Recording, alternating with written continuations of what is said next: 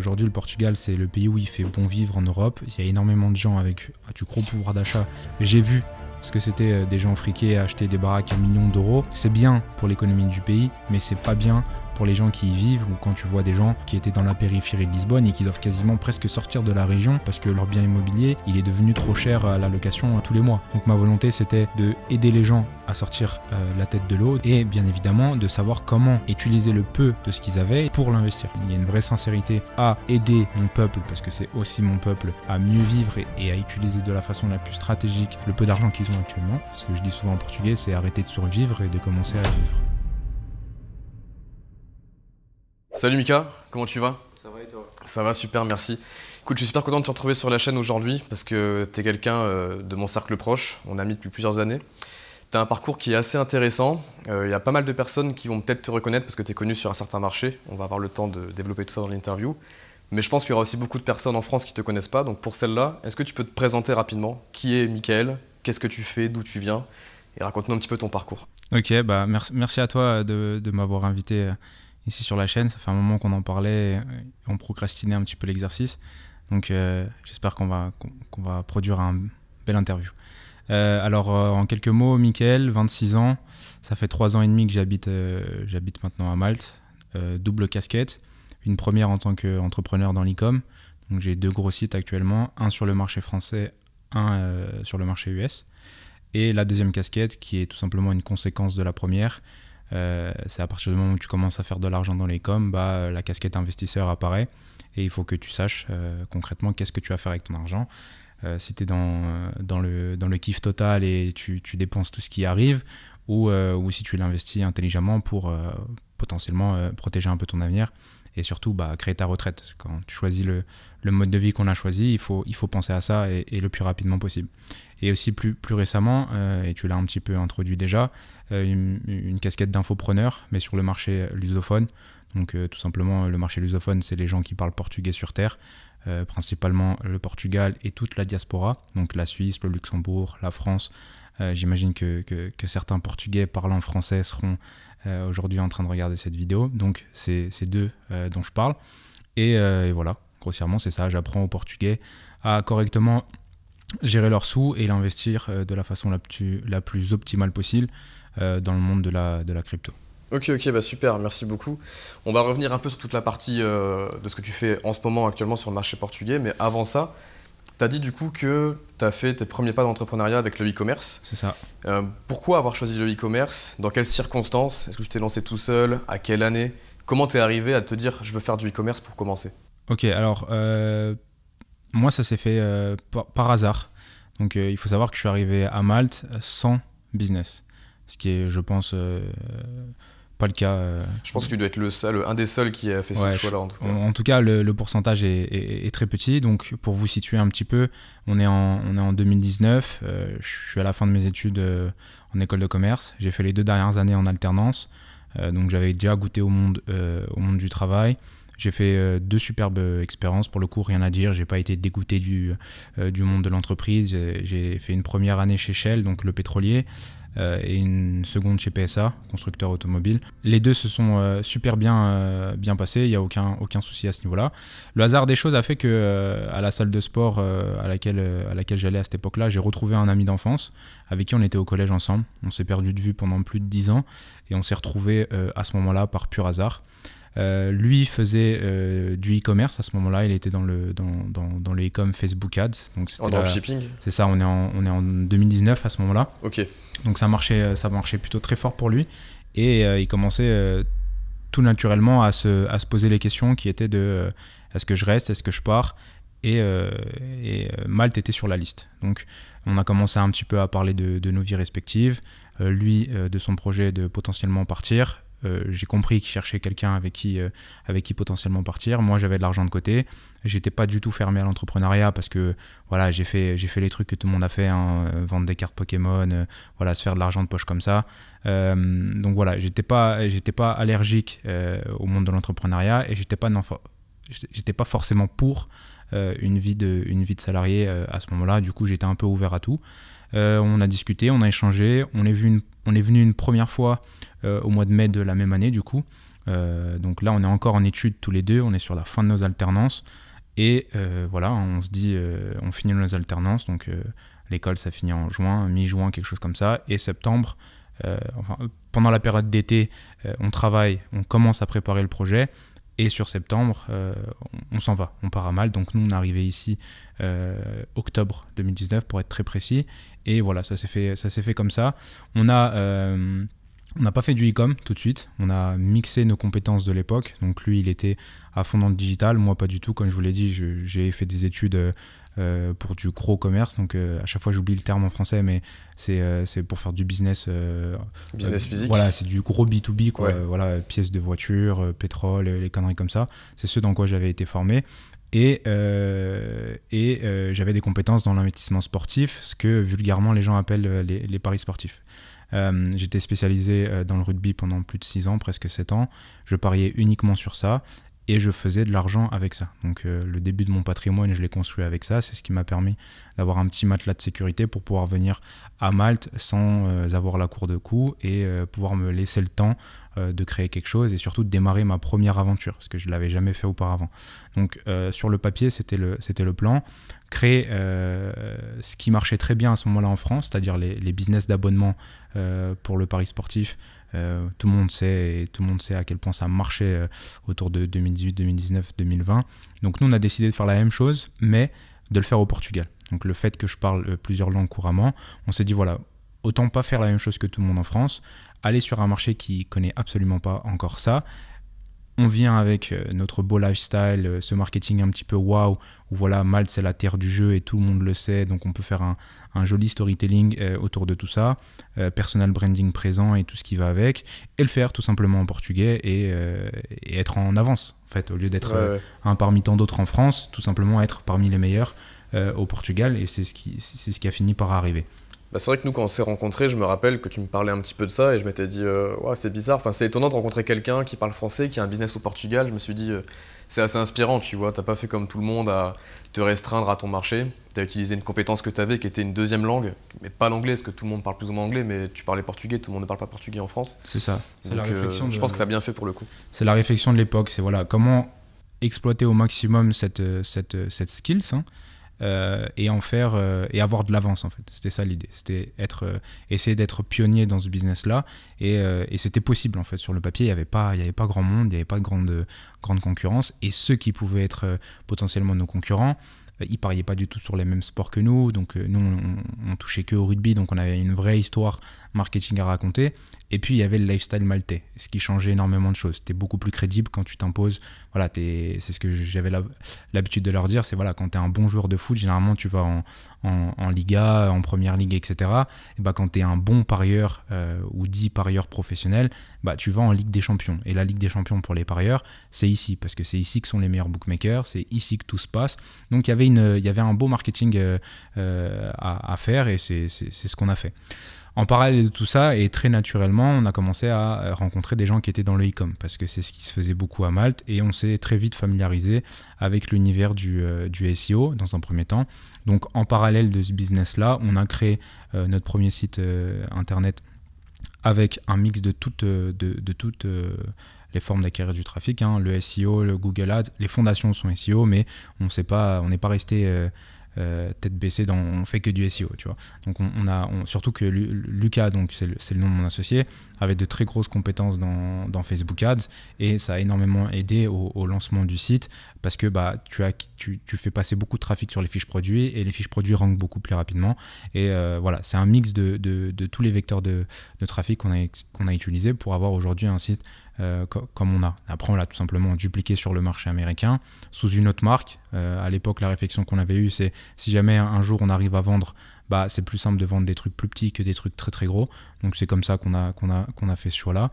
Et puis voilà, donc je reviens à ce que je disais. Donc en parallèle de tout ça, pendant presque 2 ans et demi, on avait ces deux business-là, les abonnements au Portugal, enfin sur le marché lusophone de façon générale, et un premier site en français, qui ensuite très naturellement on s'est dit voilà, on va aller chercher plus gros, le marché américain en toute logique, quoi. Ok, super intéressant. Quand vous vous êtes lancé du coup avec votre premier site en commun, du coup votre site qui était au début SEO et qui ensuite s'est développé, est-ce que vous avez eu des galères particulières ou des anecdotes à partager? Est-ce que ça s'est lancé tout de suite? Est-ce que ça a pris du temps? Comment ça s'est passé un petit peu pour lancer cette marque-là? Ok, alors ça a pris énormément de temps parce qu'on a fait énormément d'erreurs au départ sur le site. Notre niche nous permettait de mettre énormément de fiches produits et on a un peu fait tout et n'importe quoi en mélangeant les stratégies, ce qu'il ne faut absolument pas faire. Il faut appliquer bêtement la recette de cuisine. Le gâteau à la fin, c'est jamais le même, mais tu as quand même les fondations qui sont communes pour chacun des gâteaux et pour chacun des sites en SEO, et ça c'est important de le respecter.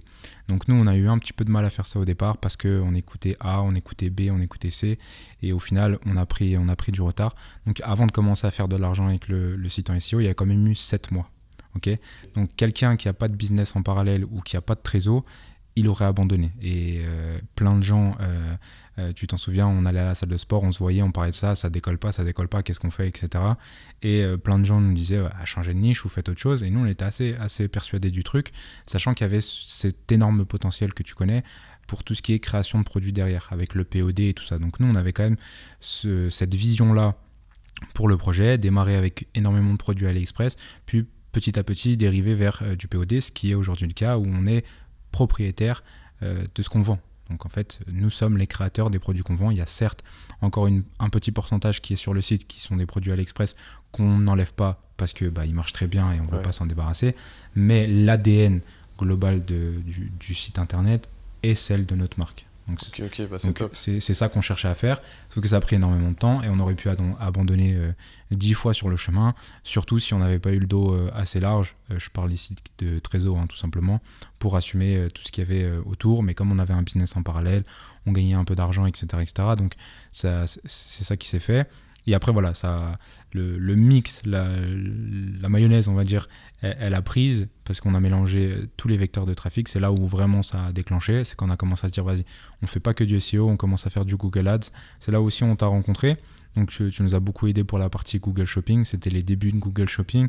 Nous ça n'a pas duré 3 jours, contrairement à d'autres. Je me souviens, ça y est, ça fait 3 jours que j'ai Google Shopping, j'ai déjà fait une vente. Nous ça a pris 1 mois et demi à peu près. Okay, quand même. Avant la première vente de Google Shopping. Mais comme je te dis, on avait cette petite trésor dédiée à Google Shopping qui était tous les jours inscrite dans notre plan. Voilà, on sait qu'on peut aller à ce prix-là, on fait ça, on voit ce que ça donne. Et en parallèle de ça, les fiches produits rankées. Donc voilà, on n'était pas désespérés, on va dire. On savait que la sauce allait prendre parce que dans une seconde partie, on a commencé à vraiment bien faire les choses et à respecter les règles.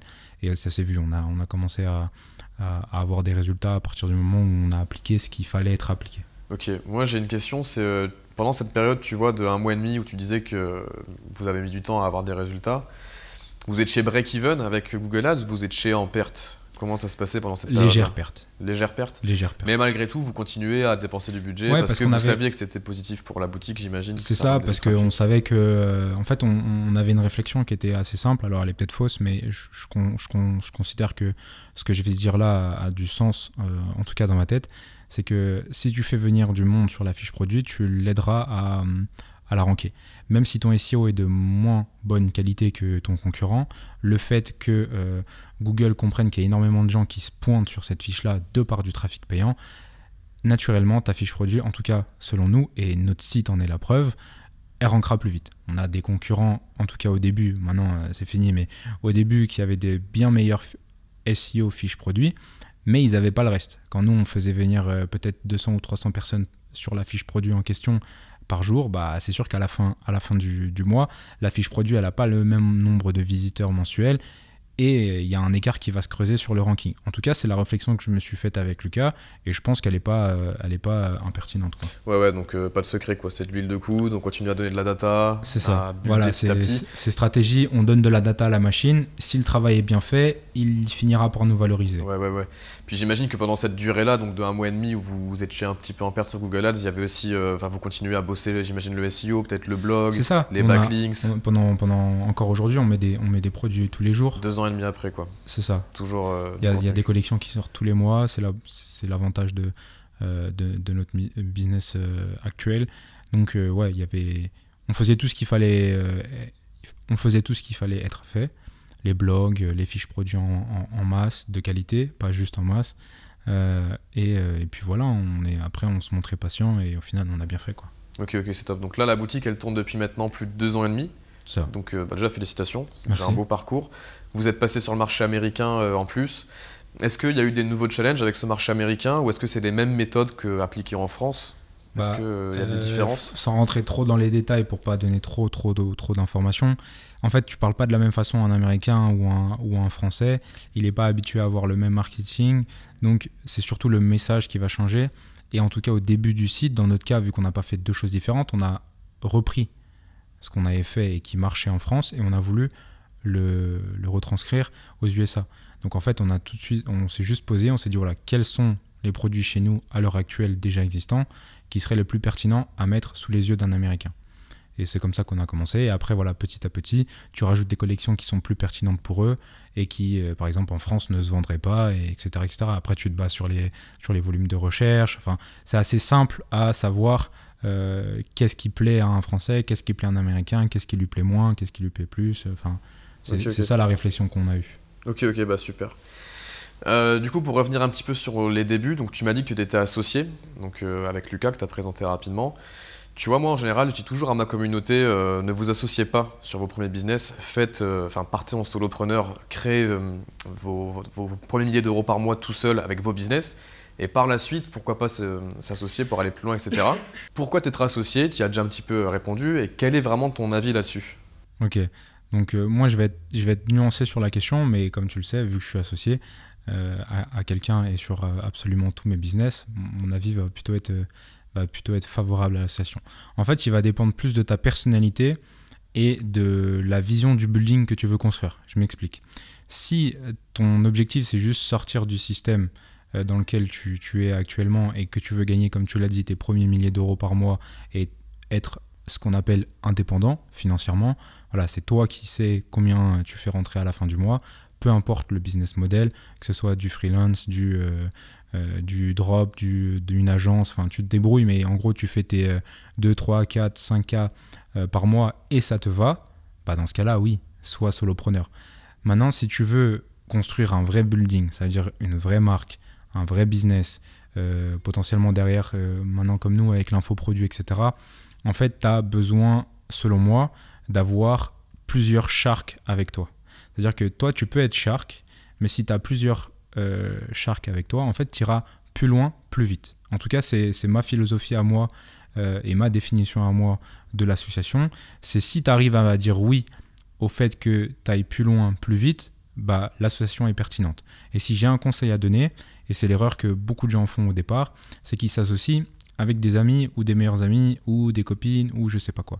Il faut faire attention et nous c'est un peu aussi le fruit de hasard qui a fait que, parce que comme je te l'ai expliqué, on s'est retrouvés plus de 10 ans après, donc on avait une grosse période de notre histoire, on a la vingtaine à ce moment-là, donc ça fait presque la moitié de notre vie où on est complètement perdu de vue, je sais pas trop quel est son état d'esprit, il sait pas trop quel est le mien, quelle est devenue sa personnalité, quelle est devenue la mienne, donc en fait on était dans un moment ultra positif à l'association. Donc il faut juste faire, selon moi, attention à que les deux personnes, en tout cas au début de l'aventure, ne soient pas trop identiques et que les compétences soient complémentaires. Si vous faites exactement la même chose et que vous êtes bon dans exactement la même chose, bah, faites chacun votre business et vous vous aidez de temps en temps sur des réflexions communes. Mais là, nous, ce qui était bien, et comme je t'ai expliqué, c'est qu'on a fait autre chose que du e-com. Lui avait des skills dans l'e-com de manière générale, le marketing, le branding, tout ce qui va avec. Bien évidemment, avec le temps, je les ai également développés. Mais on avait deux skills complètement différentes. Moi, c'était l'investissement et je savais apporter du résultat et de la satisfaction client. Et lui, il savait adresser le bon message à la bonne personne. Bon, après, c'est moi qui faisais les trucs en portugais, etc. Mais les discussions, on les avait bien évidemment en français. Et c'est cette association de réflexion qui faisait que la collaboration business, elle était pertinente, tu vois, dans notre cas. Et voilà, grosso modo, c'est ça que je dirais. Donc, si vous êtes exactement pareil et que vous avez les mêmes compétences, et qu'en plus de ça, vous ne cherchez pas forcément à faire des mille et des cents, bah, essayez de démarrer tout seul de votre côté et ça ira. Maintenant, si vous voulez construire un vrai truc, et quand je dis un vrai truc, c'est faire des dizaines de millions d'euros, ou des marques, ou que ce soit dans le drop ou pas dans le drop, hein, peu importe, juste la vision de ton business et l'activité que tu souhaites développer. Si c'est un vrai gros truc, je pense que c'est plus pertinent d'avoir des gars autour de toi qui ont la même faim que toi pour aller tout simplement plus loin, plus vite. Ouais, de toute façon, je pense qu'on se rejoint malgré le fait que fondamentalement, on n'a pas le même avis. On se rejoint quand même sur la conclusion, et puis de toute façon, tu as montré que c'est possible aussi de démarrer de zéro en s'associant avec quelqu'un. Et vous, maintenant, vous bossez à la fois sur l'e-com et comme tu l'as dit aussi maintenant sur le marché portugais, sur un autre type de business. On va y venir petit à petit, donc qui est l'investissement. Avant de parler et d'entrer dans le vif du sujet, c'est une question que je pose à tous mes invités.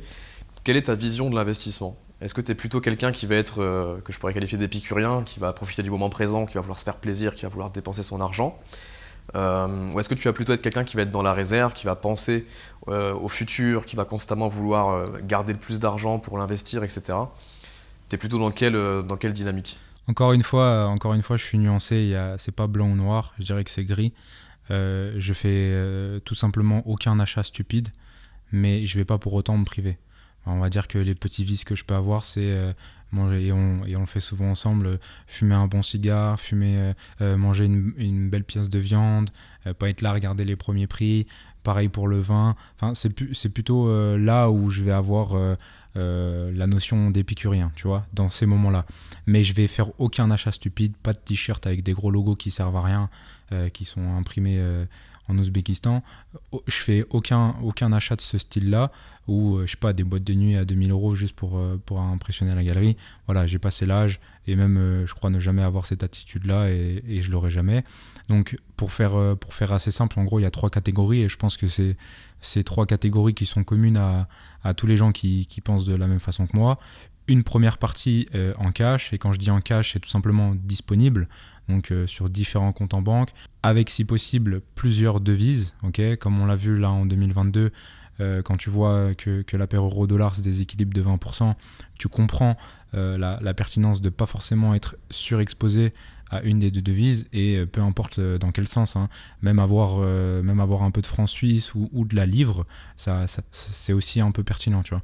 Donc voilà, faire attention à avoir toujours une partie en cash, les fameuses réserves de sécurité, on ne sait jamais de quoi demain est fait, il faut que tu puisses avoir de l'argent qui puisse être déployé dans le cas où tu as un gros pépin, et toujours veiller à cette surexposition du monde économique et de l'endroit sur Terre dans lequel tu vis. Si tu vis en Colombie et que tu perçois des pesos, tu vas pas avoir la même gestion de ton cash que si tu encaisses du dollar, tu vois ce que je veux dire ? C'est là où je veux en venir. La deuxième partie, c'est tout simplement la partie qui est dédiée à l'investissement, qui représente la majorité des 3 catégories. Actuellement, majoritairement la crypto et la bourse. Okay, donc la plus grosse partie de ce que je gagne, comme je te l'ai dit, je ne le dépense pas stupidement, et je l'investis dans la crypto s'il n'est pas alloué à la partie réserve cash. Et la dernière partie, c'est celle-là. C'est grossièrement, je ne fais pas, comme je te dis, d'achat stupide, mais je ne me prive pas pour autant. Là, il y a quelques semaines, j'étais en Thaïlande en vacances avec madame. Voilà, tu peux faire des vacances en Thaïlande, comme j'ai souvent l'habitude de le dire, pour 1 000 €, comme tu peux en faire pour 10 000 €. Ouais, clairement. Donc voilà, moi, je vais plus mettre mon argent dans les souvenirs que je peux créer avec la personne que j'aime, avec les gens de mon entourage, etc. Et je ne vais pas regarder les prix pour mon confort, entre guillemets. Donc tout ce qui est hôtel, en gros, c'est là où mon argent, aujourd'hui, à 26 ans, il va. Hein. C'est dans les expériences, c'est dans les souvenirs. Tu vas en Thaïlande, tu fais la meilleure excursion, donc tu la payes. Mais voilà, grosso modo, c'est ça, quoi. Ok, c'est top. Donc du coup, maintenant, comme tu l'as dit, tu investis majoritairement en crypto, aussi en bourse. Je pense que tu as même développé une sorte de passion pour l'investissement en crypto, au-delà de juste t'en servir pour gagner de l'argent. C'est mon quotidien aujourd'hui. À tel point que maintenant, tu accompagnes les Portugais, qui parlent portugais, et également les Portugais qui sont expatriés, etc., à investir dans les crypto-monnaies. Est-ce que tu fais ça uniquement pour partager ta passion et la monétiser, ou est-ce qu'il y a une vraie volonté long terme, au fond, d'accompagner, de développer le marché portugais, à s'éduquer à tout ça ? Parce que tu m'as déjà dit, quand on en parlait hors caméra, etc., que le marché du Portugal est parfois un petit peu en retard, même par exemple sur l'e-commerce. Les gens ont encore un petit peu peur d'acheter en ligne. Il y a beaucoup d'arnaques aussi. Donc est-ce que derrière ça, il y a une volonté d'éduquer le marché portugais, ou c'est simplement pour monétiser une compétence ? Ouais, encore une fois, c'est un peu des deux en même temps. Hein. Si on peut faire les deux, c'est bien. Pas pour la notion de passion, juste pour revenir là-dessus, tu te passionnes pour quelque chose qui te rapporte de l'argent. En tout cas, moi, c'est ma philosophie. Hein. Pourquoi j'ai commencé à à aimer les cryptos, c'est parce que j'ai vu que je pouvais gagner de l'argent avec et que j'en avais gagné. C'est aussi simple que ça. Ouais. Après, derrière, tu réfléchis à comment monétiser les compétences que tu commences à avoir. Et au milieu de tout ça, moi, j'étais déjà exposé au marché portugais de par le business d'abonnement dans l'investissement sportif. Ça s'est fait tout naturellement. Et pourquoi la crypto et quelle est ma volonté avec tout ça? Comme tu l'as dit, c'est éduquer le marché à l'investissement. Moins tu gagnes bien ta vie, plus tu dois être bon dans l'éducation financière. Donc aujourd'hui, le Portugal, c'est le pays où il fait bon vivre en Europe. Il y a énormément de gens avec du gros pouvoir d'achat qui s'y installent. Les Français, les Suisses, les Suédois. J'y ai fait un stage de 6 mois dans l'immobilier là-bas quand j'étais en école de commerce. J'ai vu ce que c'était des gens friqués à acheter des baraques en millions d'euros. Et en vrai, c'est bien pour l'économie du pays, mais c'est pas bien pour les gens qui y vivent, ou quand tu vois des gens qui étaient dans la périphérie de Lisbonne et qui doivent quasiment presque sortir de la région parce que leur bien immobilier il est devenu trop cher à la location tous les mois. Donc ça se passe vraiment, surtout du centre vers le bas et dans le nord, dans la région de Porto, mais dans le reste du pays c'est un peu moins présent, mais en gros, c'est là où les étrangers vont, c'est là où ça se fait le plus ressentir. Donc ma volonté, c'était d'aider les gens à sortir la tête de l'eau de par une meilleure gestion de leurs capitaux et bien évidemment de savoir comment utiliser le peu de ce qu'ils avaient et du peu qu'ils arrivent à save, à avoir en réserve de sécurité pour l'investir. Et selon moi, quant à peu, le meilleur moyen de faire plus, c'est via la crypto-monnaie. En tout cas, actuellement, c'est ce qui, selon moi, répond à cette problématique. Comment je fais beaucoup, en tout cas plus avec peu. Le marché de la crypto, si tu te débrouilles pas trop mal et que tu n'es pas là à faire le trou du cul, à acheter des bagues de Shiba matin, midi, soir, en théorie, tu t'en sors pas trop mal. Donc voilà, ma volonté, c'était ça. Mettre au sein du même produit de la théorie pour qu'ils comprennent là où ils sont en train de mettre les pieds, pourquoi c'est pertinent à l'heure actuelle, juste avant le halving et tout le tralala, parce que la formation, on a un petit peu près 1 an et 2 mois de recul dessus. Pourquoi c'est pertinent pour eux de s'y intéresser maintenant pour cueillir le fruit dans pas très longtemps. À ça, ils ont accès aussi également à ce que moi je fais, au choix que moi je vais faire avec mon propre argent. Donc il y a ce lien de confiance qui va se créer entre eux. C'est pas juste je leur chie de l'information et débrouillez-vous. Non, il y a un réel suivi au niveau des choix d'investissement qui sont faits. Et le plus important, et ce qui doit être le plus valorisé en tout cas dans mon produit, c'est l'accompagnement. Le fait qu'ils aient accès à moi quotidiennement. Et toi-même, tu le sais, parfois c'est source de conflits, surtout avec madame. On va être au restaurant, je suis tout le temps avec mon téléphone et tu l'as vécu des centaines de fois depuis que tu me connais. Donc voilà, c'est un peu tout ça. Donc il y a une vraie volonté, sinon je poserai mon téléphone et je leur dirai on se parle demain. Donc non, il y a une vraie sincérité à aider mon peuple, parce que c'est aussi mon peuple, à mieux vivre et à utiliser de la façon la plus stratégique le peu d'argent qu'ils ont actuellement pour tout simplement mieux vivre. Ce que je dis souvent en portugais, c'est arrêter de survivre et de commencer à vivre, en gros. Ouais, non, mais c'est vrai que c'est beau, tu es assez proche de ta communauté. Je sais qu'aussi quand tu rentres au Portugal, des fois tu fais des événements où tu rencontres des gens qui te suivent, qui suivent tes produits payants ou autres, enfin des gens de ta communauté tout simplement. Et je pense que c'est quand même hyper important et le message à passer est positif. Pour revenir un peu sur les crypto-monnaies, j'ai une question, je suis curieux d'avoir la réponse. Est-ce que tu utilises les crypto-monnaies plutôt pour faire simplement de la plus-value, donc pour parler cash, juste pour gagner plus d'argent, tu investis, tu rentres à un tel prix, tu revends à un tel prix, ou est-ce que derrière il y a une volonté, parce que tu sais les crypto-monnaies à la base c'est assez controversé, il va y avoir des gens qui sont vraiment contre, des gens qui sont pro-crypto, parce qu'il y a ce côté, on sort un peu du système traditionnel bancaire, on quitte l'euro et le dollar, etc. Donc est-ce que tu as une vision plutôt, non moi j'achète des cryptos pour les revendre contre des euros plus tard et faire une plus-value, ou est-ce que, admettons demain, voilà, les marchés montent fort, tu veux garder tes cryptos parce que tu veux rester hors de ce marché bancaire traditionnel? Moi je dirais qu'en fait la beauté de la crypto, c'est pas forcément, je veux pas rentrer dans ce camp du je suis anti-système à 100%, ou je suis pro-crypto à 100%. Je dirais que juste c'est bête aujourd'hui d'être surexposé en euro-dollar, en tout cas pour nous les Européens et pour les gens qui font du business. Donc il faut trouver des alternatives. Et aujourd'hui, tu as une alternative qui s'appelle la crypto, qui te permet d'avoir une partie de ton patrimoine et en même temps, à cette période-là de l'histoire de la crypto, ce qui ne sera absolument plus le cas dans 50 ans, parce que les marchés, il y aura tellement de liquidités qui seront dedans que les variations seront bien inférieures et tu feras beaucoup moins d'argent. Donc je vois un réel intérêt stratégique à s'y intéresser maintenant quand c'est le début. Si je peux faire le comparo avec toutes les révolutions technologiques, quand tu as vécu le début d'Internet et que tu l'as exploité, tu as fait du cash. Voilà. Donc là, l'idée, c'est de faire exactement la même chose avec cette nouvelle révolution technologique qui est la crypto-monnaie et toute sa technologie de façon générale. Et il faut être dedans. Maintenant, est-ce qu'il faut être 100% crypto? Quand je dis 100% crypto, c'est posséder que de la crypto ou posséder que de l'euro et le dollar. Dans les deux cas, je trouve que c'est quelque chose de stupide. Il faut être nuancé, il faut avoir une partie de son patrimoine dans différentes devises, une partie en crypto. Alors si tu me poses la question à moi et que je te réponds sincèrement, je suis beaucoup plus exposé que la moyenne, ou que les gens vont te dire sur par exemple les réseaux sociaux ou les autres infopreneurs, etc. C'est normal, c'est mon quotidien. Donc quand tu considères être bon dans un domaine, il faut que tu sois bon à 100%, c'est-à-dire la tête dans le guidon du matin au soir, et naturellement tu t'exposes davantage à quelque chose que tu maîtrises.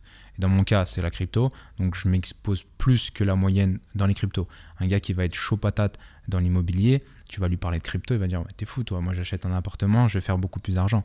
Mais en réalité, c'est parce qu'il est dans sa zone de compétence, et vice versa, c'est pareil. En gros, c'est ça que je vois. Il faut pas 100% crypto, 100% en cash, il faut avoir un peu des deux. Et si tu es à l'aise avec la partie émotionnelle et tout ça, chez moi c'est quasiment une skill innée, de par l'investissement sportif et tout. Tu es là, tu es devant un match de rugby, tu attends que le gars il passe la ligne avec le ballon.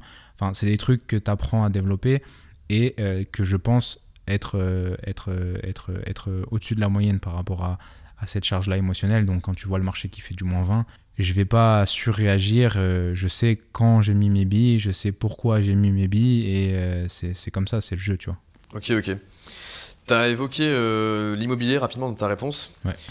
Bon, tu sais que les Portugais, vous avez une image qui est forte en cliché par rapport à l'immobilier. C'est quoi ton avis sur l'immobilier? Est-ce que tu en as déjà fait? Est-ce que tu comptes en faire? Dans quelles circonstances? À quel moment de ta vie? Ok, alors pour l'instant, j'en ai pas encore fait.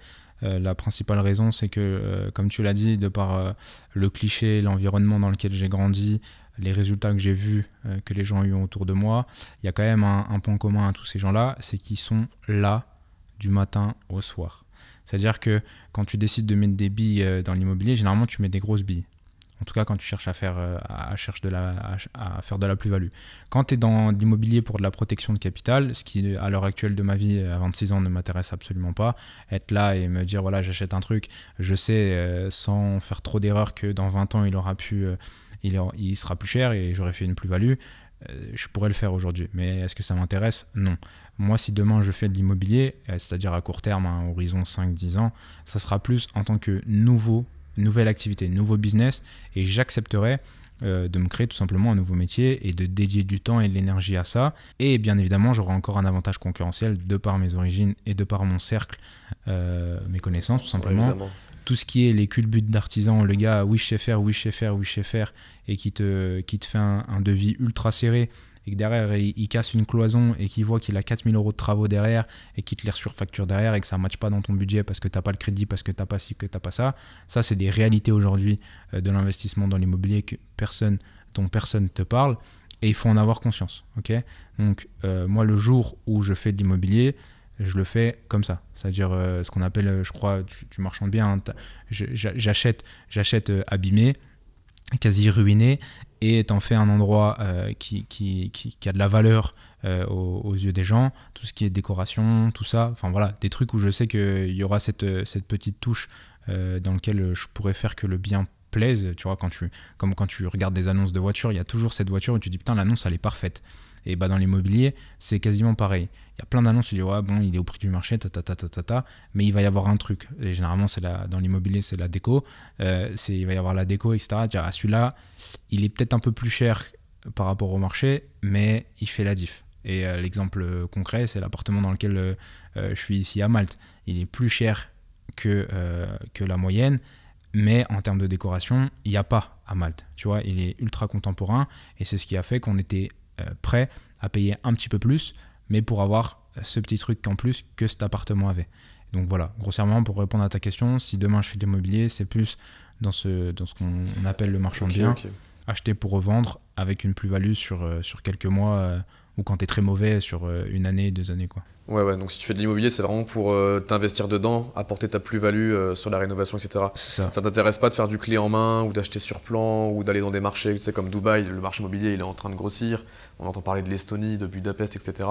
Toi, ce serait plus dans ton pays où tu résides, aller voir régulièrement ton bien. En tout cas au début. En tout cas au début. L'histoire du clé en main, c'est un peu comme dans l'investissement, tu vois. Moi, je suis pas très fan. Quand on te dit, ouais, je m'occupe de tout, toi, tu as besoin de t'occuper de rien, généralement, ça pue. Et dans l'immobilier, je dirais pas que c'est le cas à 100%, mais c'est pas ce vers quoi j'irai en premier. Parce que quand c'est tout beau, tout rose, et que voilà, le rendement il tombe, l'appartement il est géré par quelqu'un d'autre, tatati tatata, j'ai entendu des centaines d'histoires où les gars ils font de la sous-location, toi tu touches un temps alors que lui il est en train de prendre 3 fois plus que toi, alors que c'est toi qui as payé le bien, mais comme c'est lui qui l'exploite. Bref, tu vois, toutes ces petites histoires-là, si tu es là et que tu peux passer à 15 heures sans prévenir, bah ça change tout, tu vois. Ou alors tu as quelqu'un de confiance dans l'endroit, dans le pays, un cousin, un frère, un truc comme ça. Là oui, par exemple, tu habites en France, tu veux avoir de l'immobilier en Espagne parce que tu as un frère qui est là-bas, bah, c'est pertinent. Tu sais que lui, tu le payes pour ça et il va faire le garde-fou pour que ton appartement ou ta maison soit exploité de la bonne façon. Ouais, bah de toute façon, je pense que dans n'importe quel domaine, en fait, faut d'abord mettre les mains dans la merde, pour dire vulgairement, pour ensuite déléguer les choses. Et on peut faire le parallèle avec l'e-commerce, hein, je pense que c'est pareil. Hein. Moi, j'ai plein de gens qui me contactent, qui me disent « Seb, j'ai X milliers d'euros, je veux démarrer un shop et tout déléguer ». En général, je leur dis « ça marche pas comme ça ». Ouais, mais comment tu contrôles derrière si c'est bien fait ou pas ça. Si toi-même tu sais pas faire. Donc moi, je suis pas... En tout cas, c'est pas mon état d'esprit et c'est pas ma philosophie... C'est pas ma philosophie du business. Ouais, clairement. Bah, je pense que toi comme moi, on a passé des mois et des mois, si ce n'est des années, enfin moi pour ma part, ça a été plusieurs années, à tout faire à la main. Je faisais mes fiches produits, j'allais prendre mes images pour mes fiches produits, je faisais tout à la main. Et un jour, j'ai su déléguer, ça n'a pas été évident, mais je l'ai fait. Mais j'ai passé du temps avant avec les mains dans le cambouis, tu vois. C'est la phase d'apprentissage et je me tue à le répéter tous les jours à mes petits portugais, c'est que tu peux pas refuser la phase d'apprentissage. Si tu cherches à monter les escaliers de 2 en 2, tu vas te brûler les ailes. Tu vas soit perdre de l'argent, soit perdre du temps, soit perdre autre chose, mais tu vas perdre quelque chose, c'est sûr et certain. Ouais, clairement. Ouais. Je te propose de passer sur des questions un peu plus personnelles pour parler un petit peu de toi et avoir ton avis sur certaines questions. J'ai des jokers ou pas? J'ai des jokers. Non, il n'y aura pas de joker. Ou alors on cuttera la vidéo. Non, mais c'est des questions assez simples. Je voudrais juste avoir ton avis. Donc, tu as dit que tu t'es expatrié. À l'époque, tu t'es expatrié, tu n'avais même pas de business. Est-ce que pour toi, c'est une étape qui est obligatoire dans la vie d'un entrepreneur de s'expatrier ou pas? Non, pas forcément. Elle est pas obligatoire. Après, ça dépend où tu es né. Hein. Ça dépend où tu es né, quel âge tu as, dans quelle époque tu vis et tout ce qui va avec. Mais à l'heure actuelle, là en 2023, est-ce que c'est ultra nécessaire de le faire? Non. Encore une fois, hein, si ton objectif c'est juste sortir de la rat race et t'extraire un peu du système, gagner 2, 3, 4, 5, 6 000 euros par mois, tu peux le faire en étant en France, au Portugal, en Suisse, au Pérou, où tu veux sur Terre, tu vois. Tant que tu huiles de coude, tu charbonnes, tu fais ce qu'il y a à faire, que ce soit encore une fois un drop, freelance, tout ce que tu veux, tu trouveras un moyen de faire de l'argent éthiquement. Attention, mais tu trouveras un moyen de sortir du système. Maintenant, si tu veux building, être en mode shark mode, en mode créer des gros trucs, que ce soit des marques, je sais pas, même une concession automobile, ce que tu veux, tu vois.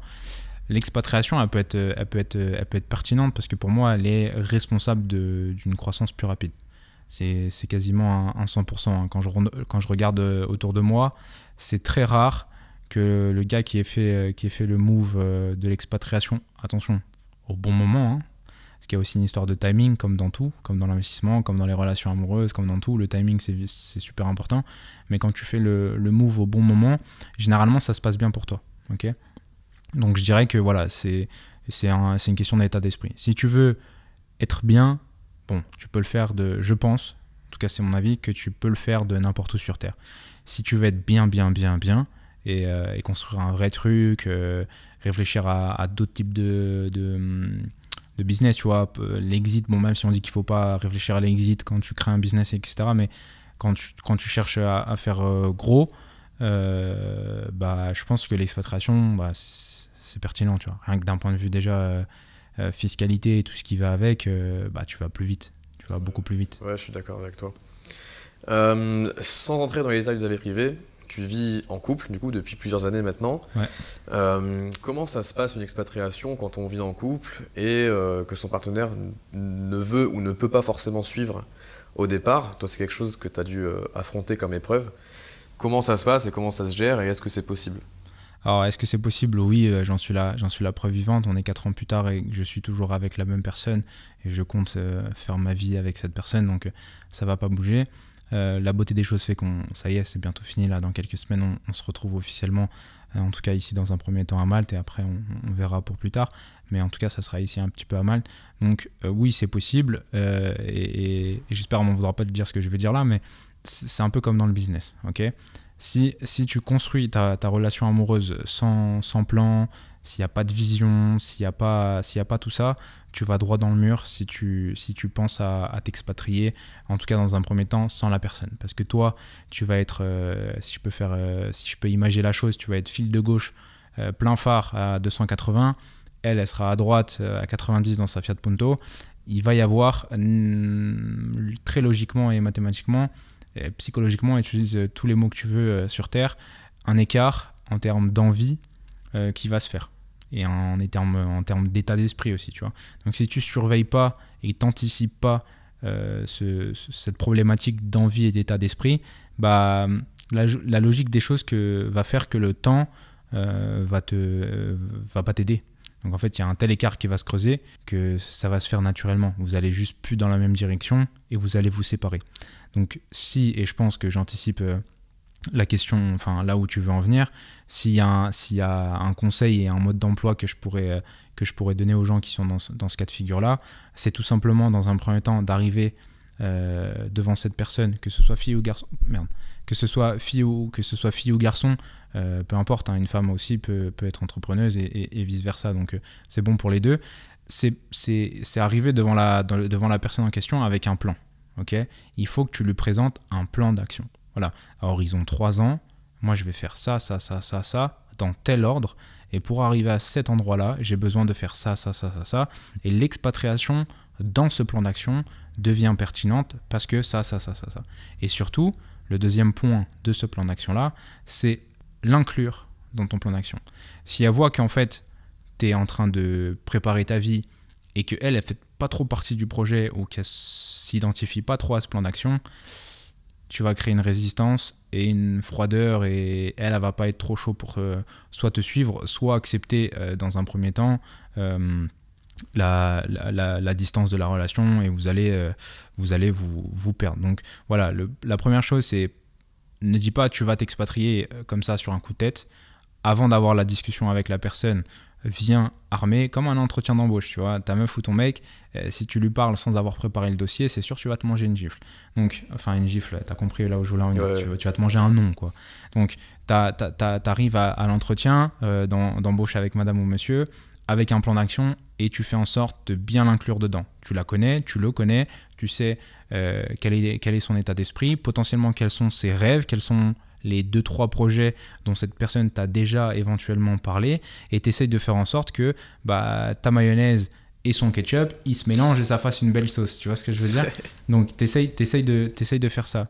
Et le deuxième truc super important, c'est d'entretenir ta relation. C'est-à-dire, dans mon cas, pendant 4 ans, hormis la partie où il y a eu le Covid et que malheureusement l'île était fermée, 4 semaines, c'est le maximum de temps où on ne se voit pas. Là, on est parti presque 15 jours en Thaïlande ensemble. Voilà, tu crées des souvenirs, tu marques des étapes de ta vie et tu vis ces moments-là avec cette personne pour qu'en fait, elle accompagne ton ascension dans le business. En théorie, tu te débrouilles bien et tu progresses et tu grossis et tout ce qui va avec. Donc, elle va accompagner et elle va se sentir inclue dans ce projet-là.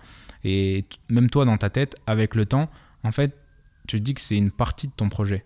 Et que tu peux pas faire sans. C'est comme si c'était, je vais pas dire ce que je vais dire là, mais c'est comme si elle faisait partie c'est pas un business, t'as compris, mais elle fait partie du plan. Donc en fait, quand elle fait partie du plan, tu peux plus l'enlever parce qu'elle fait partie de ton plan. Tu sais que t'en as besoin pour arriver à la finalité, tu vois.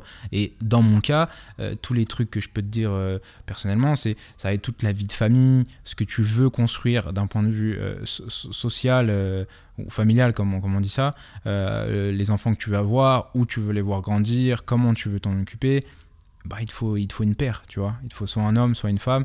Et tout ça, il ne faut pas que tu y penses quand tu as 35 ans, que tu es à Dubaï ou à Malte, que tu es là. Alors, ok, tu gagnes bien ta vie, mais si tu n'as personne avec toi et personne à tes côtés, personne qui comprend ton quotidien, qui comprend ton état d'esprit, qui comprend tes envies, tous les clichés là, avec les reels Instagram où tu vois des connards qui te disent je préfère être riche ou pleurer dans ma Ferrari, ou je sais plus c'est quoi la phrase. Après voilà, ça dépend des gens, tu vois. Mais moi en tout cas, c'est pas la vision de l'adulte que je me considère. Je suis déjà adulte, mais tu comprends, le papa que je veux être. Moi, c'est quelque chose d'important pour moi, et pas que j'ai envie d'avoir des enfants demain, mais tout ça, il faut le planifier, tu vois. Il faut avoir une vision sur où tu veux aller, quand tu veux aller. Et après, un petit dernier point aussi, et c'est quand même super important, c'est pas rencontrer ton partenaire ou ta paire quand tu es déjà plein.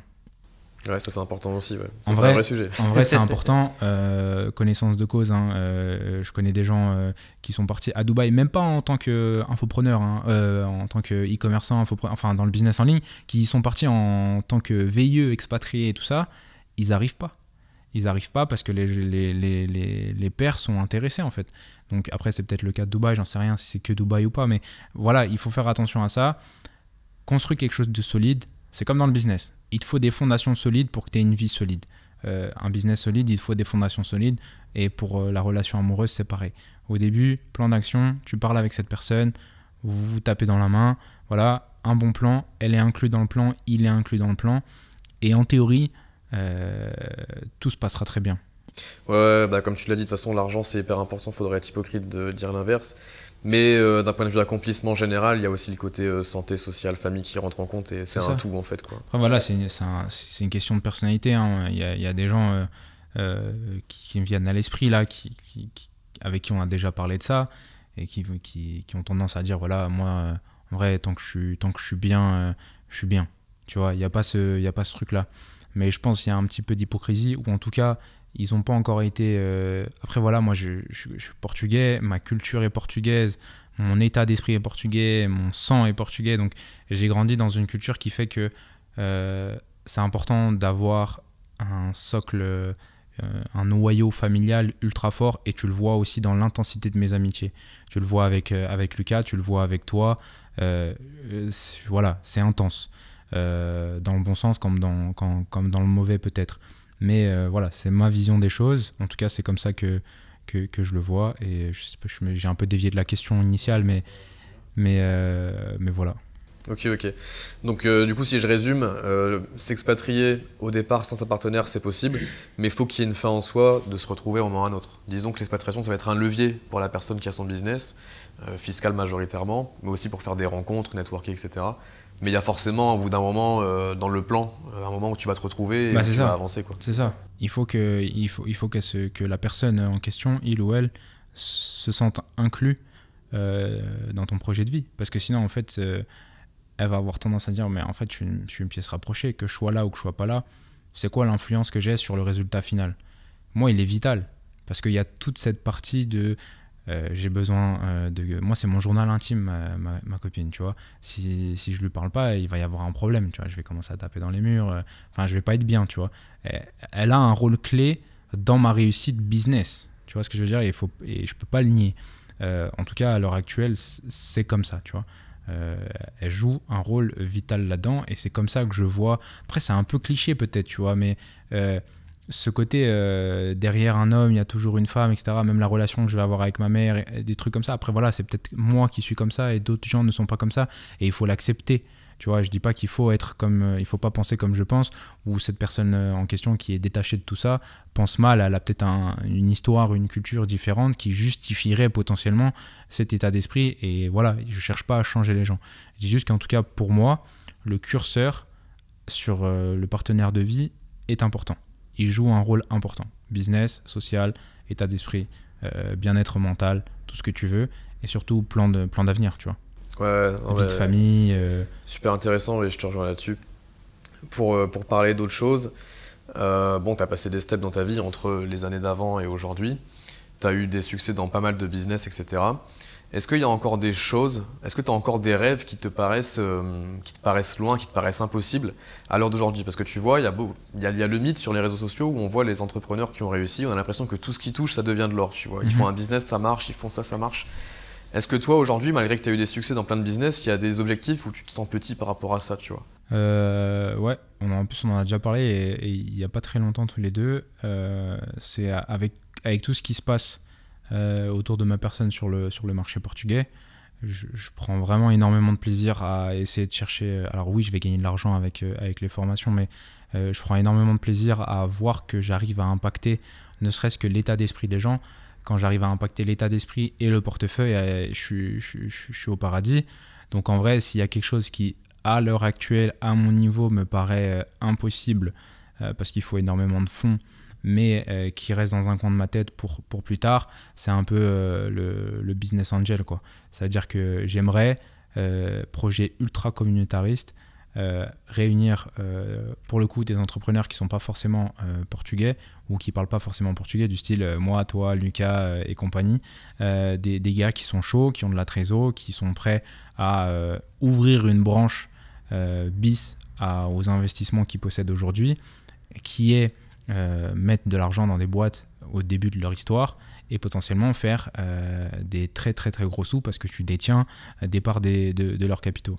Et je sais, pour avoir des amis à moi qui sont dans le monde classique, qui travaillent dans des banques, etc., qu'aujourd'hui, ce monde-là, la VC ou VP, ou je sais pas comment ça se prononce, Private Equity, ouais, je crois que c'est ça, c'est très compliqué d'avoir un dossier qui est approuvé.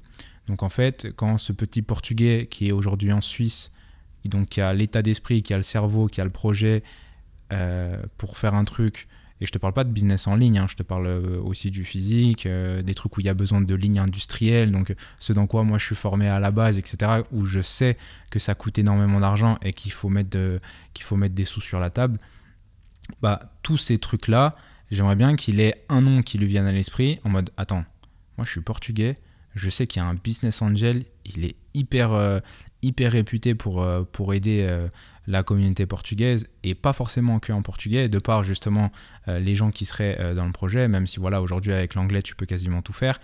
Je me dis ouais, j'aimerais bien laisser cette petite empreinte là où je me dis voilà, il y aura mon nom qui aura aidé. Et en plus il y a des bons noms, bon là j'en ai qu'un qui me vient à l'esprit, mais si on cherche, je suis sûr qu'il y en a plus qu'un, mais par exemple l'entreprise Prozis, que tout le monde là regarde la vidéo, je pense connaît.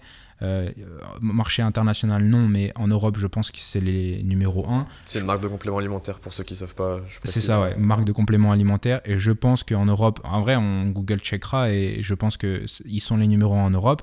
C'est un petit portugais qui vient d'un bled paumé, tu vois, et elle a construit un empire.